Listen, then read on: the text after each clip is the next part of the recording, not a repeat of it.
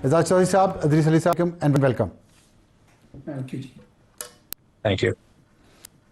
जी साहब, ये बताइएगा कि मैं आपसे लेटेस्ट जानना चाहता हूँ कि अमेरिका का एक त्यारा रीफ्यूलिंग वाला त्यारा वो इराक में गिरा, KC-135, और पीट हेग्सेथ ने जो आज प्रेस कॉन्फ्रेंस सुबह की है वाशिंगटन में, उनके जो सेक्रेटरी डिफेंस है उन्होंने तस्लीम किया कि गिरा है। मिनाब स्कूल में जो बच्चों की शहादत हुई है, 165 बच्चे उसमें मारे गए हैं, उनके बारे में भी अब वो मान रहे हैं। पहले वो कह रहे थे कि ईरान ने किया है। आप बताइए कि क्या सिचुएशन है अमेरिका के अंदर इस जंग के हवाले से, जबकि नुकसान अमेरिकियों का बढ़ता जा रहा है और 4 फौजी मजीद मारे गए हैं, कंफर्मेशन हो गई है। कैसे आप देखते हैं सिचुएशन को? बिल्कुल, मैं आज सुबह को पेंटागन में ही था इस ब्रीफिंग के लिए, और हमारी बातचीत पीट हेग्सेथ और जनरल डैन केन जो इनके चेयरमैन जॉइंट चीफ्स हैं उनसे हो रही थी। 14 दिन हो चुके हैं जब से यूएस और इजरायली हमले शुरू हुए ईरान पे। कोई 2000 के करीब ईरान में लोग मर चुके हैं, और ये सिचुएशन है कि जो टैक्टिकली जो मिलिट्री स्ट्रैटेजी जारी है वो अमेरिका काफ़ी कॉन्फिडेंट है कि वो सही चल रही है, कि ईरान के नेवल शिप्स को कोई 90 ऑड को मार दिया है, उनकी मिसाइल्स को मार चुके हैं और प्रोडक्शन कैपेबिलिटी को मार चुके हैं। मगर एक जो बड़ा सवाल अभी यूएस में है और आंसर नहीं हो चुका है कि स्ट्रेटेजिकली ऑब्जेक्टिव क्या है प्रेसिडेंट ट्रंप का। वो ये मिसाइल्स तो कर सकते हैं डिस्ट्रॉय, मगर ऑब्जेक्टिव क्या है। और प्रेसिडेंट ट्रंप खुद डिफरेंट चीज़ें कहते हैं। कभी कहते हैं कि रिजीम चेंज ऑप्शन है, गोल है, कभी कहते हैं कि ये जंग बस ख़त्म होने ही वाली है। जो एवरेज अमेरिकन है उनको शायद इतना फ़र्क नहीं पड़े, मगर अब जो देखा जा रहा है कि जो पेट्रोल की प्राइसेस बढ़ चुकी हैं, $100 के करीब जो बैरल है, वो उसका काफ़ी इम्पैक्ट हो रहा है। तो अब डिबेट अमेरिका में काफ़ी चल रही है कि इकोनॉमिक इम्पैक्ट क्या होगा। 12-13 यूएस सोल्जर्स अभी मर चुके हैं इस जंग में। तो आई थिंक जितना ये चलता रहेगा उतने ज़्यादा क्वेश्चंस बढ़ते रहेंगे, और पॉलिटिकली प्रेसिडेंट ट्रंप के लिए शायद काफ़ी मुश्किल हो आंसर करना। ठीक।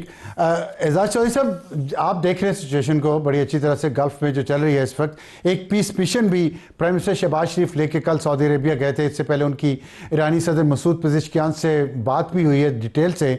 आप क्या देखते हैं सिचुएशन को? क्या कोई पीस रिस्टोर हो सकता है, सीज फायर हो सकती है, ये जो पाकिस्तान ने कोशिश शुरू की है इसके बाद?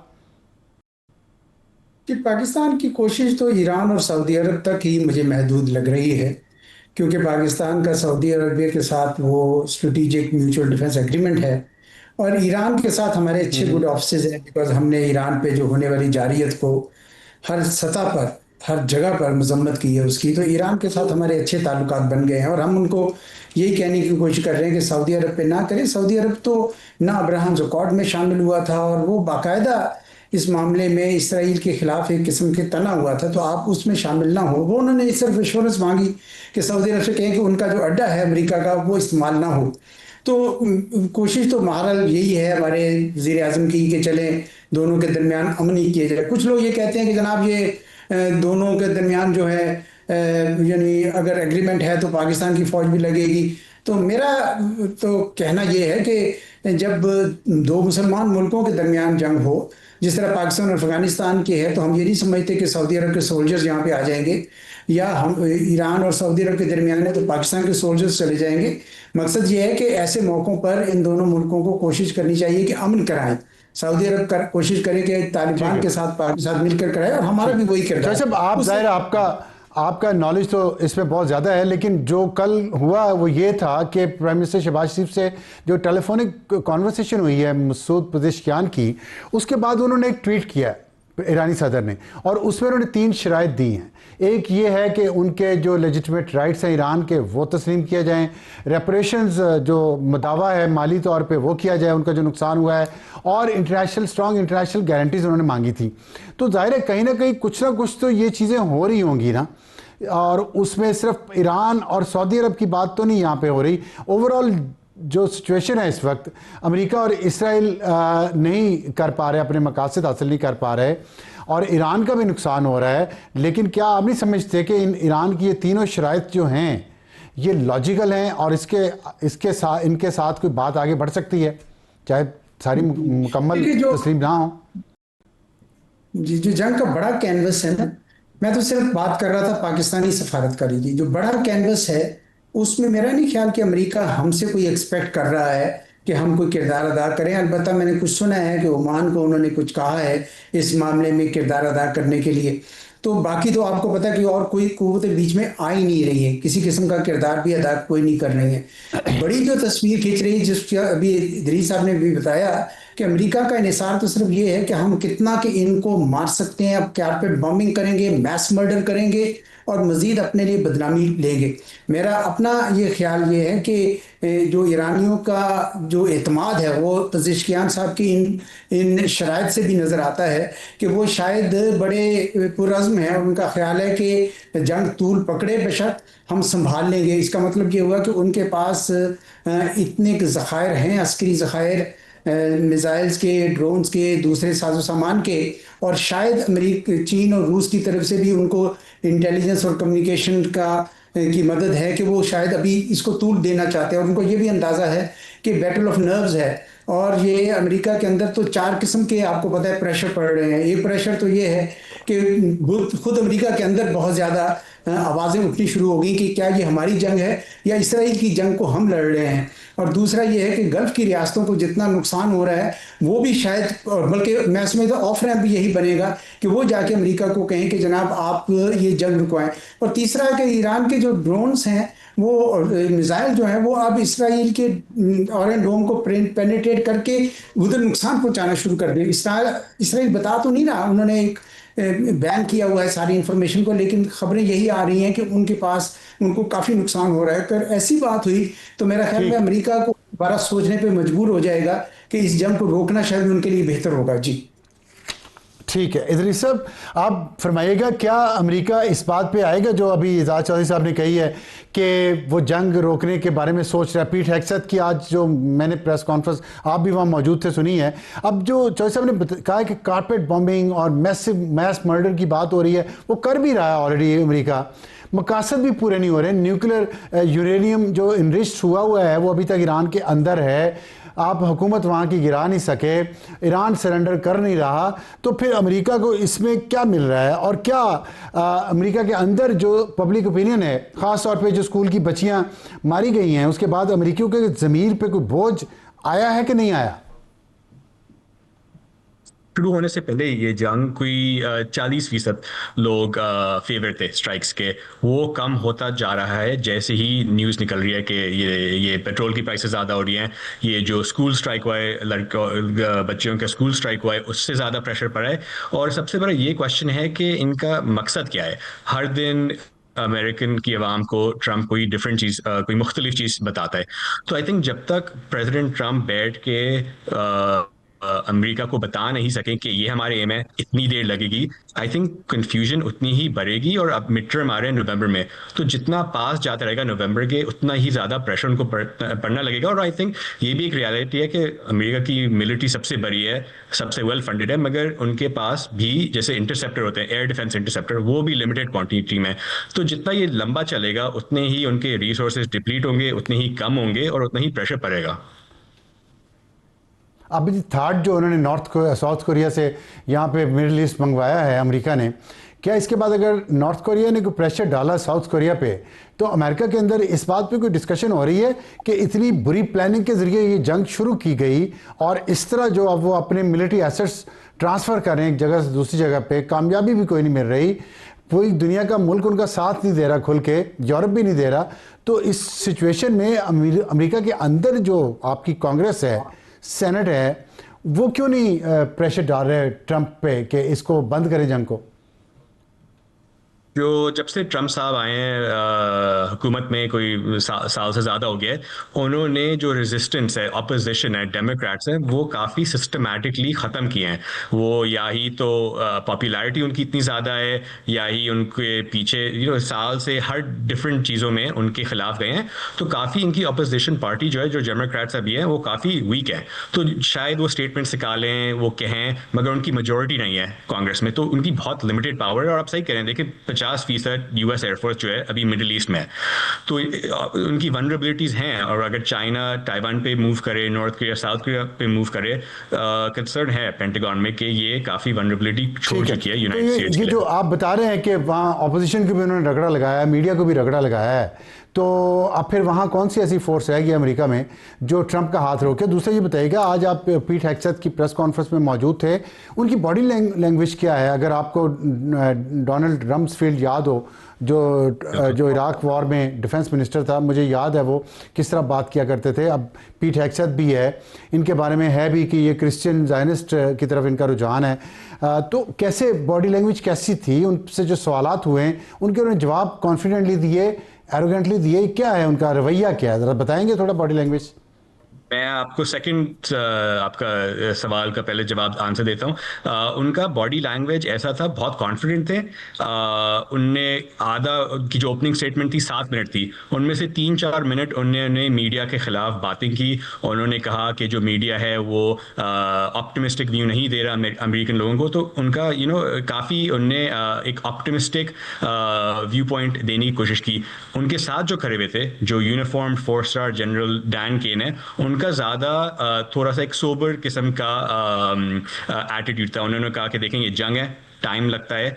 तो आई थिंक काफ़ी डिफरेंस हम लोग देख रहे हैं। बिकॉज पीट हेग्सेथ आप तो जानते हैं वो फॉक्स न्यूज़ पे काम करते थे, तो उनकी जो बॉडी लैंग्वेज है वो ही है कि ऐसे जो कोई टीवी पे हो। आपका दूसरा सवाल कि कौन प्रेसिडेंट ट्रंप को रोक सकता है, जवाब यह है कि कोई नहीं रोक सकता। अभी जब तक मिड टर्म नहीं आएंगे तो मेरे ख्याल से कोई ऐसी कुव्वत, कोई ऐसी पार्टी, कोई ऐसी इंस्टीट्यूशन नहीं है जो प्रेसिडेंट ट्रंप को रोक सके, फॉरेन अफेयर्स में स्पेसिफिकली।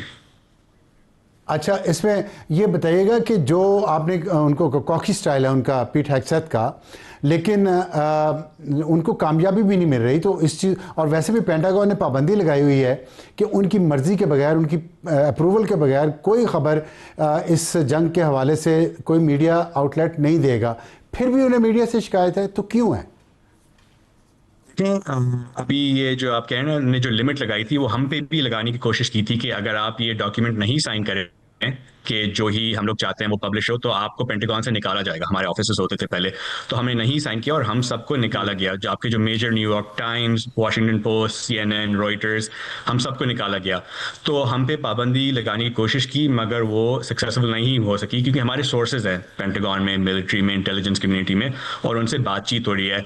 मेरे ख्याल से जब लोग मीडिया के खिलाफ बात करते हैं, उनको या तो शायद कोई फेलियर हो रहा हो जंग में, या इनसिक्योरिटी हो। और आई थिंक हिस्टोरिकली यही देखा है फेलियर कि हो या जब चीज़ें इनसिक्योरिटी। सही नहीं जा रही होती वही होता है। ठीक, चीज़ें सही नहीं जा रही तो ये होता है। और चौधरी साहब, एजाज चौधरी साहब, ये फरमाइएगा, नवंबर तक इदरीस कह रहे हैं, वहाँ ये है कि ट्रंप को कोई नहीं रोक सकता, नवंबर तक जंग जा सकती है और सिर्फ पब्लिक ओपिनियन नहीं रोक सकती है अगर उन्हें इलेक्शन हारने का खतरा हुआ। तो आपको भी ये लगता है कि ये जंग अब नवंबर तक चलेगी? नहीं नहीं, मेरा नहीं ख्याल कि इतना लंबा चलेगी। और देखें, कामयाबी इनको हो नहीं रही अमेरिका को। और जो उनको नुकसानात हैं अभी, तो बहुत सारे, तो जो बहरीन में और कतर में जो दूसरी जगह पे इनके अड्डे हैं, जहाँ पे इन्होंने खरबों डॉलर लगाए हुए थे, और उसका जो नुकसान हुआ है और उसकी खबरें नहीं आने दे रहे, वो जब खबरें निकलेंगी ना सूनर और लेटर, तो इसलिए इनका कोई मकसद पूरा नहीं हो रहा। मैं समझता हूँ कि एक गैर कानूनी जंग उन्होंने नाफिज की है और प्रेशर बढ़ता चला जाएगा। और सबसे ज़्यादा बड़ा प्रेशर वो है कि अबनाए हुर्मुज़ को जो बंद किया गया है, उसको छुड़वाने की या छुड़वाने की कोई इनके पास वो नहीं थी, जिसे कहते हैं ना, कोई प्लानिंग नहीं थी, कोई किसी किस्म की स्कीम नहीं थी। और पहले तो इन्होंने बड़े बड़े दावे किए कि हम स्कॉट शिप्स देंगे, ये करेंगे, वो करेंगे। और वहीं पे सबसे ज़्यादा इनका टेस्ट होना है पीटर हेग्सेथ का भी, कि भाई ये कैसे इनको किया जाए। मैं परवीन सानी साहब का, वो आपको पता, बड़ी तहकीक करते हैं, और उन्होंने बहुत सारे बताए हैं कि कौन कौन से सी बेस्ड मिसाइल्स हैं, और कौन कौन सी लैंड माइन्स हैं, और कौन कौन सी सी माइन्स हैं जो उन्होंने लगाई हुई हैं। तो अगर ये सब कुछ उनके इख्तियार में है, तो आप देखें ना पूरी दुनिया का किस कदर प्रेशर पड़ेगा। चीन को अलबत्ता शायद इतना प्रेशर नहीं पड़ रहा, थोड़ा बहुत वो चीन के लिए तो तेल जा रहा है ईरान की तरफ से, वो निकालने दे रहे हैं उनको, और वो रूस से भी ले रहे हैं। लेकिन यूरोप को बहुत फर्क पड़ेगा, बाकी सारी दुनिया को बहुत पड़ेगा। ये कीमतें अमेरिका के अंदर भी बढ़ेंगी। ठीक है, अमेरिका आजकल तेल के ऊपर इतना ज़्यादा, मिडल ईस्टर्न ऑयल पे इतना डिपेंडेंट नहीं है, लेकिन ओवरऑल चूंकि प्राइसेस बढ़ रही हैं तो वहाँ पे भी बढ़ेंगी।